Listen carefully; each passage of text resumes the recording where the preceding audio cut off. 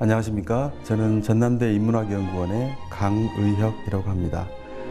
오늘은 가족 안의 타자, 타자로서의 가족이라는 주제로 강의를 진행하려고 합니다. 우선 오늘 다룰 책을 소개를 하겠습니다. 이미 많이 알려진 책인데요. 책 제목은 케빈에 대하여, 원 제목은 We Need to Talk About Kevin 이라는 책입니다. 저자는 라이오넬 슈라이버라는 작가고요. 그리고 오렌지상을 수상했고 영화로도 만들어져서 아주 많은 사랑을 받았던 영화입니다. 일단 제목에 대해서 얘기를 해볼 텐데요. 이 제목을 들으면 우리는 케빈이 누구인지 마치 케빈을 규정해야 할 것처럼 생각이 듭니다. 하지만 여러분도 아시는 것처럼 누군가를 이해한다, 누군가에 대해서 얘기한다라는 것은 그 사람을 규정하거나 특히 하나의 명사, 하나의 형용사로 그 사람을 규정하는 것이 아니고 그 사람에 대해서 이런 측면, 저런 측면, 그래서 우리가 이미 어느 정도 알고 있다고 생각할 때 더 이야기하는 것을 의미한다고 할 수 있습니다. 이런 의미에서 줄거리를 소개하는 것은 사실은 큰 도움이 되지 않습니다. 왜냐하면 소설을 읽고 줄거리만 생각난다 라고 하는 것은 결코 좋은 읽기라고 볼 수 없기 때문입니다.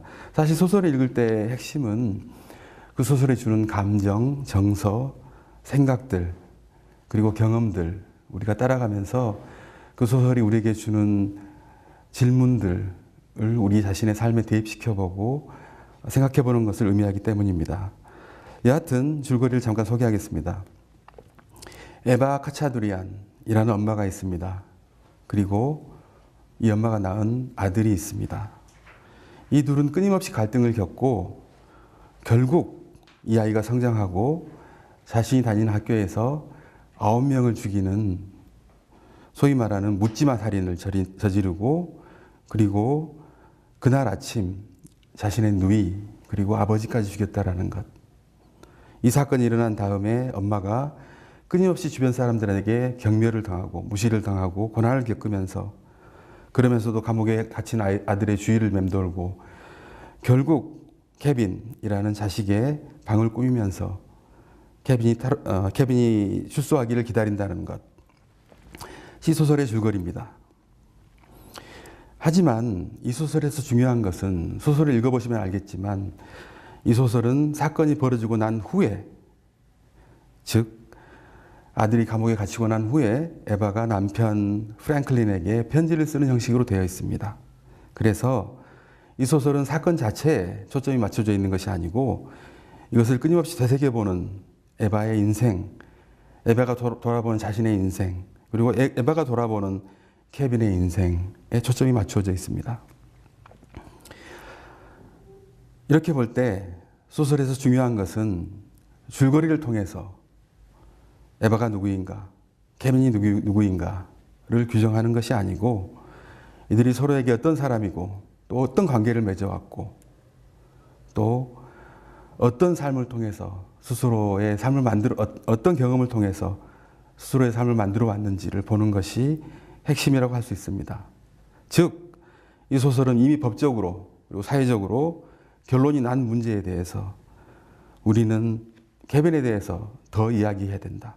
We need to talk about Kevin 이라는 말로서 그 이면에 감추어진 진실을 얘기하고자 합니다. 잠깐 인용을 보겠습니다. 어머니의 얘기입니다. 비난은 놀라운 힘을 부여하거든. 게다가 비난은 모든 걸 단순하게 만들어 구경꾼과 희생자들에게만 그런 게 아니라 범죄자에게도. 비난은 속어의 질서를 부여하고 사람들이 위안을 얻을 수 있는 명쾌한 가르침을 제시하지. 그 여자가 그렇게 하지만 않았더라면, 여기서 그 여자는 에바를 가리킵니다. 이라는 한마디로 비극을 피할 수 있었던 것으로 만드는 거야. 모든 책임을 떠맡김으로써 연약하지만 평화가 존재할 수 있게 되는 거지. 이 얘기는 무슨 얘기냐면 우리가 비난하고 그래서 이 여자가 괴물을 만들었어 라고 얘기하면서 위안을 얻고 그 일은 나와는 상관없는 일이다 라고 생각하기는 쉽지만 사실은 그렇지 않다. 그 여자가 모든 책임을 지게 만드는 것이 아주 쉽게 문제를 해결하는 것이지만 사실은 그렇지 않다. 우리는 좀 더 케빈이 누구인지, 케빈이 어떤 삶을 살아와 있는지 이걸 얘기해야 된다라는 것입니다. 이런 논리는 사실은 우리가 흔히 이런 종류의 사건을 대할 때 많이 접하는 논리죠. 천성이냐 환경이냐. 원래 그런 아이가 있다. 혹은 환경이 그렇게 만들었다. 이 두 가지 다 사실은 굉장히 쉽게 문제를 해결하는 논리이고, 더 중요한 것은 우리와는 상관없이 그 상황이 그렇게 만들었어. 그 아이가 모든 책임을 져야 돼. 라고 얘기하는 방식입니다. 이 소설은 그런 질문에 대해서 명쾌하게 결론 짓지 말라고 얘기하고 있습니다. 소설을 구체적으로 보시면 엄마와 아들 사이에 굉장히 많은 갈등이 전개됨을 알 수 있습니다. 끊임없이 말을 안 들고 울고 온갖 종류의 말썽을 부리고 하는 사람이 케빈입니다. 말을 알아듣지 못하는 케빈에게 엄마는 이렇게까지 얘기합니다. 엄마는 오줌 싸게 케빈이 오기 전까지는 행복했대. 그건 너도 알지? 그런데 이제 엄마는 매일 아침 잠에서 깰 때마다 프랑스에 있었으면 하고 바란대. 케빈은 5살을 넘을 때까지 대소변을 가리지 못합니다. 하지만 알고 보니 이미 대소변을 가릴 수 있음에도 불구하고 어머니를 괴롭히려고 가리지 못한 척 했다는 것이 소설에서 알려집니다. 에바라는 엄마는 여행 작가이고 성공한 커리어 우먼입니다. 에바는 자신의 방을 꾸미면서 이렇게 얘기합니다. 누구나 자신만의 방이 필요해. 누구나 자신의 방을 특별하게 만들고 싶어 하지. 엄마는 아주 많은 곳을 여행했고 이 지도들은 그 여행을 떠올리게 만들어. 라고 얘기합니다. 하지만 이 말은 케빈에게 어떻게 들렸을까요? 이 방은 엄마 방이야. 케빈에게 속하지 않는 방이야. 라는 말로 들렸을 것 같습니다. 결국 케빈은 빨간색 잉크를 넣은 물총으로 이 방을 엉망으로 만들고 맙니다. 이렇게 모자 간의 갈등이 소설 전후반을 걸쳐서 끊임없이 펼쳐집니다. 하지만 이런 정황에도 불구하고 남는 질문이 있습니다. 그것은 바로 이런 모자 간의 긴장, 대립, 갈등이 살인마 케빈을 설명할 수 있느냐라는 것입니다. 그리고 그 대답은 no입니다. 다시 말해서 이 소설의 내용은 엄마가 살인사건 이후에 고통스럽게 자책과 회한을 통해서 과거를 재구성하는 내용이지만 그 핵심은 자책, 회한, 후회가 아니고 자신의 삶 그리고 케빈의 삶을 다시 말해서 새로운 눈으로 새로운 방식으로 조명하는 것이 이 소설의 내용입니다. 바로 이 소설의 과정에서 진실이 드러나게 됩니다. 그 진실은 무엇이냐면 케빈이 어리거나 나이가 들거나 할 때도 케빈은 엄마가 보고 싶은 케빈은 한 번도 아니었다라는 것. 즉 케빈은 아들만으로 존재하지 않았었다라는 것. 그리고 한 사람의 인간으로 존재해왔다라는 것. 이 소설이 하고 있는 작업은 바로 케빈을 아들로서가 아니라 하나의 인간으로 바라보는 것이 얼마나 고통스럽고 괴롭고 힘든 일이지만 용기 있게 그것을 바라보려고 하는 한 여자의 기억을 더듬어가고 있습니다. 그것은 엄마인 에바의 경우도 마찬가지입니다. 에바는 맨 처음에 아기를 낳기 전에 얼마나 불안했던지, 그리고 임신을 한 후에 자신의 삶이 어떻게 될까 걱정하고 근심하고, 그리고 아기를 낳은 후에도 일과 가정의 삶을 균형을 맞추려고 굉장히 노력합니다.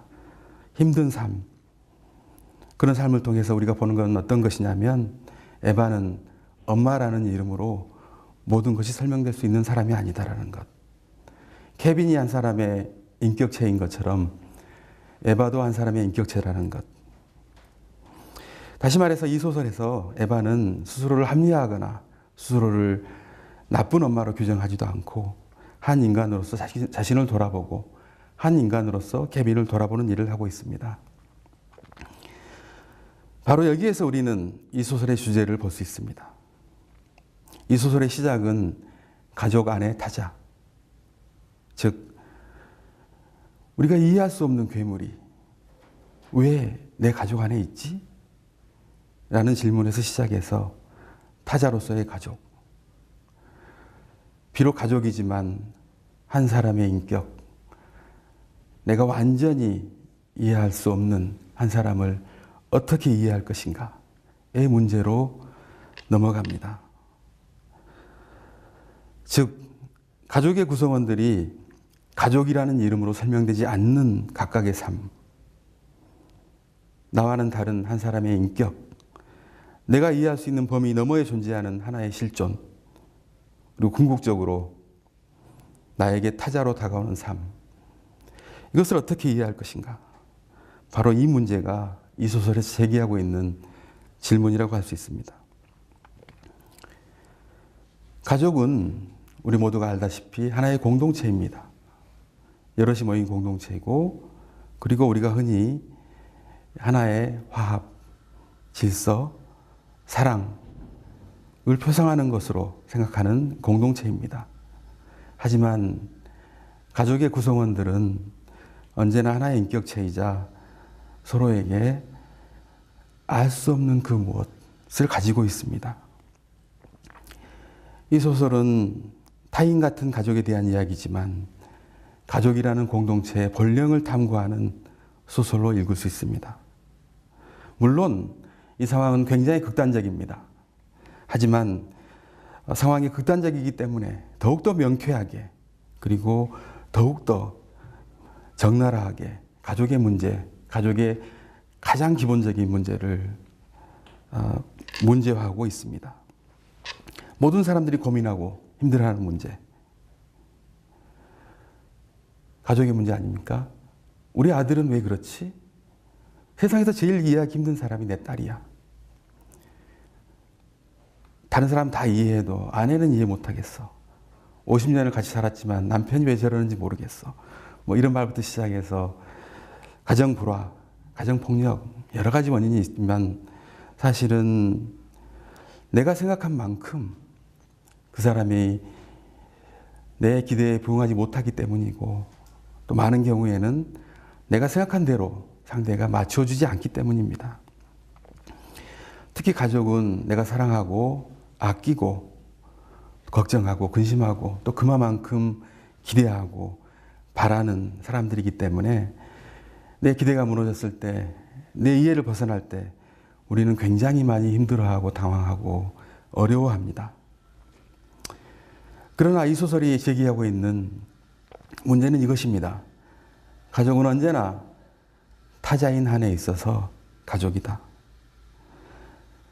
가족을 규정하는 말들, 아내, 남편, 아들, 딸, 조카, 이런 규정들을 넘어선 개인들, 즉 서로가 서로에게 근본적으로는 타인인 존재들, 이런 사람들이 만나서 끊임없이 서로를 이해하려고 노력하는 공간이 바로 가족이다 라는 것입니다. 여기에서 장 낭시라는 사람이 쓴 무의의 공동체라는 책의 한 구절을 보겠습니다. 실존한다라는 것, 그것은 내재적으로 존재하지 않는다라는 것, 또는 자기 자신에게 현존하지 않는다라는 것, 또한 홀로 현존하지 않는다는 것을 의미합니다. 모든 자기들은 그들의 타자성을 통해 관계 안에 있습니다.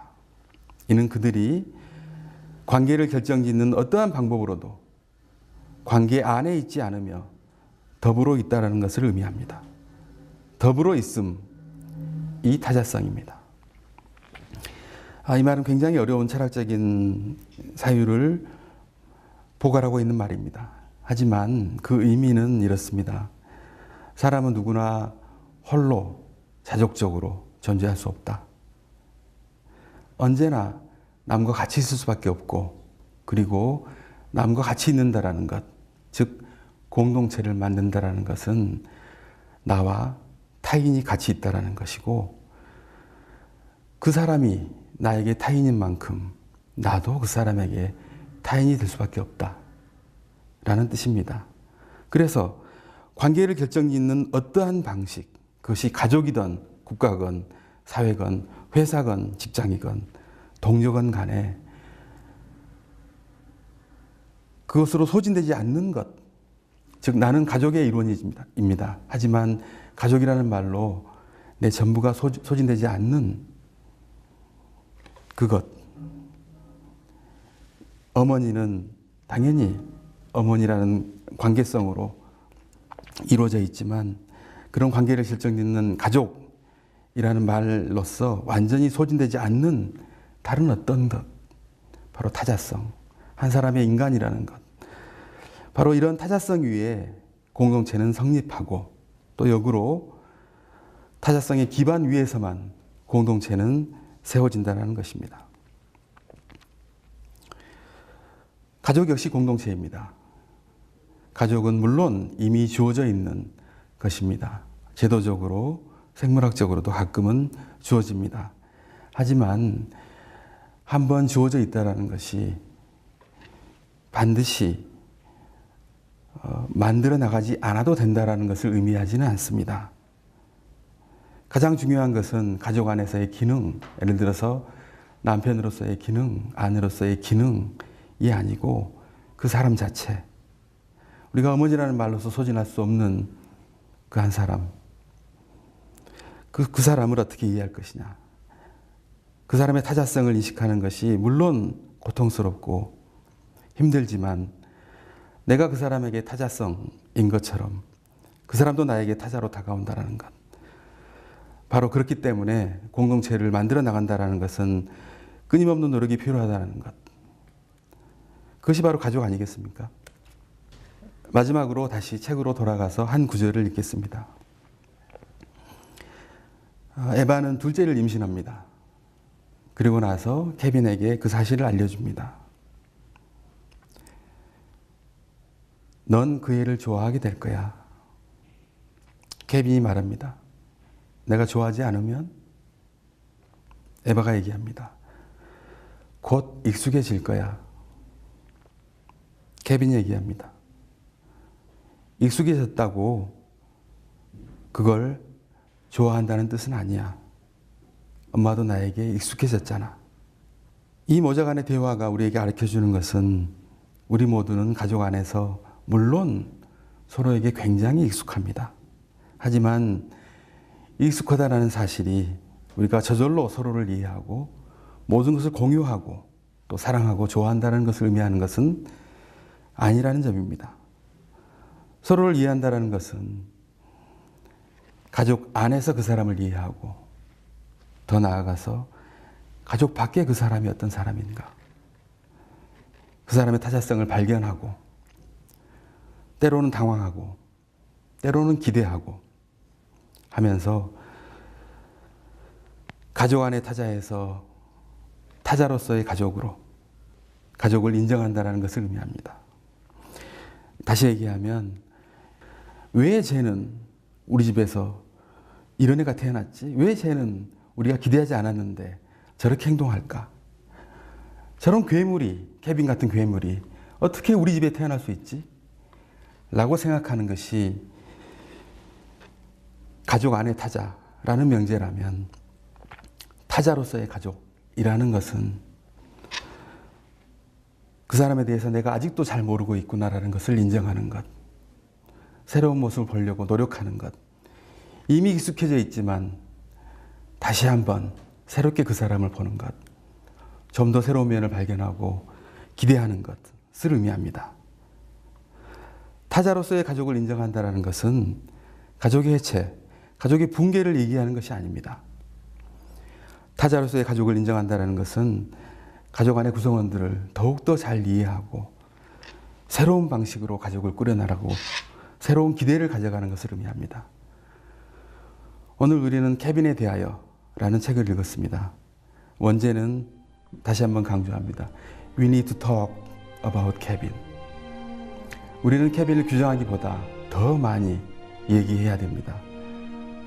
우리가 어느 정도 알았다고 생각할 때 이 정도면 됐겠지 라고 생각할 때 더욱더 많이 얘기하고 새로운 모습을 기대하고 또 초대하고 기다려야 합니다. 오늘 강의는 여기까지 하겠습니다. 감사합니다.